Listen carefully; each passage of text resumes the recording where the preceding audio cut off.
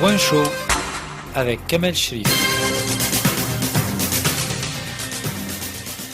Le cours de l'histoire au Moyen-Orient a changé le 7 octobre 2023.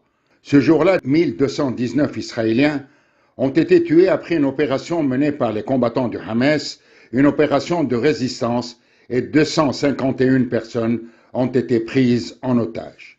2 ans après, le 7 octobre 2025, 67 139 personnes, la majorité des femmes et des enfants, ont été assassinées par des mesures de représailles et de vengeance d'une grande brutalité. Depuis le 7 octobre 2023, Netanyahou a juré d'éradiquer définitivement le Hamas et de libérer les otages. Le Hamas est certes affaibli, mais pas détruit, et reste résilient. Restent les otages. Il en reste 48, dont une vingtaine seraient morts. Aujourd'hui, après 2 ans de carnage, de massacres, de destruction, les négociations reprennent. Trump s'est enfin impliqué en proposant un plan de paix négocié aujourd'hui au Caire d'une façon indirecte. Faut-il être optimiste? Lui, Trump l'est. Si Trump est enfin entré en scène, c'est parce que, justement, la guerre conduite par Israël a dépassé toutes les limites, qu'elle a provoqué un rejet international et surtout parce qu'il veut une place dans l'histoire. Son plan, même s'il est plein d'imprécisions, reste l'unique voie à suivre et le seul espoir à conforter.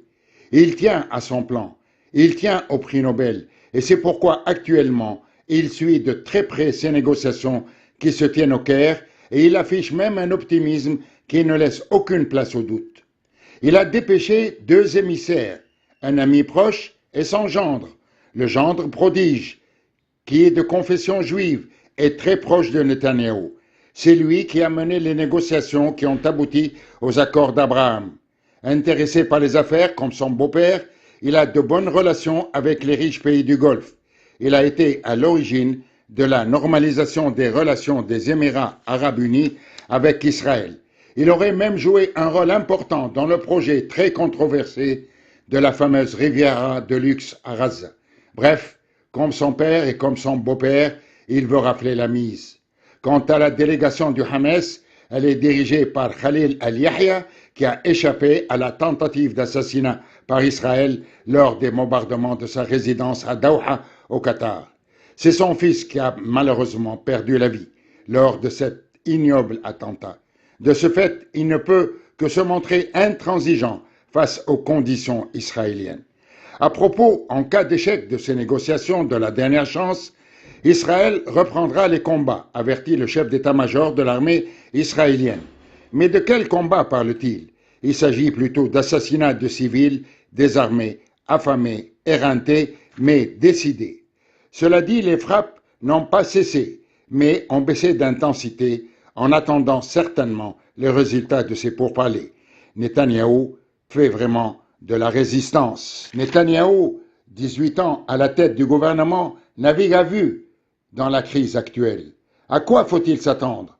Le Hamas n'est pas prêt de céder sur les principes fondamentaux.